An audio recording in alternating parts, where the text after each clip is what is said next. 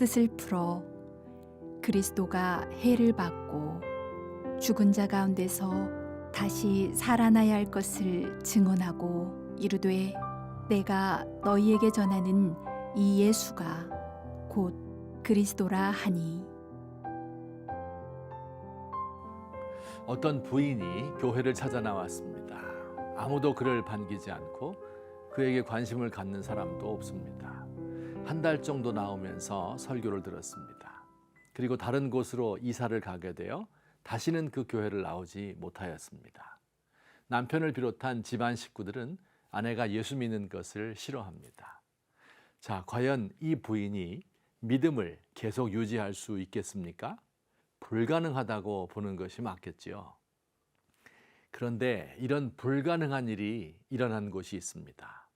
바로 사도 바울의 2차 전도 여행 중 들렀던 데살로니가라는 그리스의 항구 도시에서 일어난 일입니다. 데살로니가는 지금은 테살로니키라고 불리는데요. 인구 100만의 그리스 제2의 도시입니다. 고대 지중해 세계 교통과 무역의 요지였고 그 당시에도 인구가 12만이나 되었답니다. 바울 일행이 이 데살로니가에서 복음을 전한 것은 한 달 남짓이었습니다.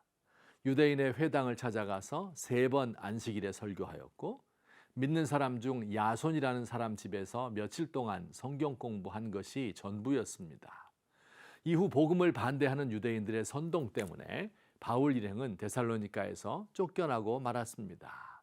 이제 갓 태어난 어린 아기를 혼자 버려둔 것과 같습니다. 과연 신생 데살로니가 교회가 살아남을 수 있었을까요? 그로부터 몇 달 후 바울은 그의 제자 디모데를 데살로니가로 보내어 상황을 알아보았습니다. 디모데는 데살로니가 교회의 형편에 대하여 이렇게 보고합니다. 디모데가 너희에게로부터 와서 너희 믿음과 사랑의 기쁜 소식을 우리에게 전하고 또 너희도 우리를 간절히 보고자 한다. 이렇게 보고했습니다. 바울의 안타까운 염려와 달리 데살로니가 교인들은 신앙 위에 든든히 서 있었던 것입니다. 어떻게 이럴 수가 있을까요? 그렇게 짧은 기간에 복음을 들었고 또 예수 믿는 사람들이 관청에 끌려가서 봉변을 당할 정도로 어려운 환경이었는데요. 바울도 신기하였을 것입니다. 어떻게 이런 일이 있을 수 있었을까요? 성경의 답을 들어봅시다.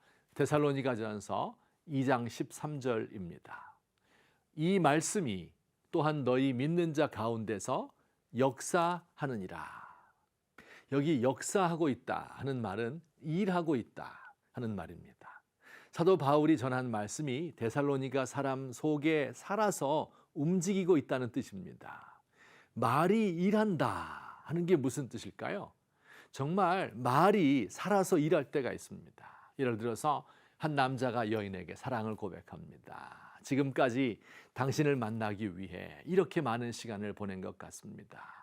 앞으로도 당신과 함께 계속 인생을 보내고 싶습니다. 이 말은 여인의 가슴 속에 오래도록 살아서 일할 것입니다. 하나님의 말씀은 듣는 사람 마음에 살아서 일할 때가 많습니다. 때로 하나님의 말씀이 마치 등불과 같이 어두운 앞길을 환하게 비추어 줄 때가 있습니다. 그 말씀이 꿀과 같이 달 때도 있고 쓴 약과 같아서 마음을 언짢고 괴롭게 만듭니다. 어떤 경우 말씀이 몽둥이가 되어 나의 생각을 부수어뜨리기도 하고 날선 칼과 같이 내 영혼을 찔러 쪼개기도 합니다.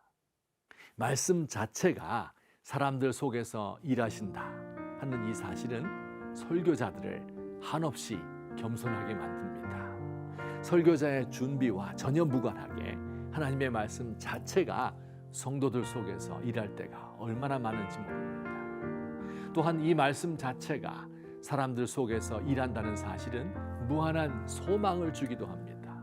설교자들의 실력과 인격이 부족하더라도, 논리에 맞지 않는 설교를 하더라도, 설교의 재미와 감동이 없더라도 하나님의 말씀 자체가 살아있어서 성도들을 변화시킵니다. 설교자는 그저 말씀에 수종들며 하나님의 말씀이 일하시는 것을 지켜볼 뿐입니다.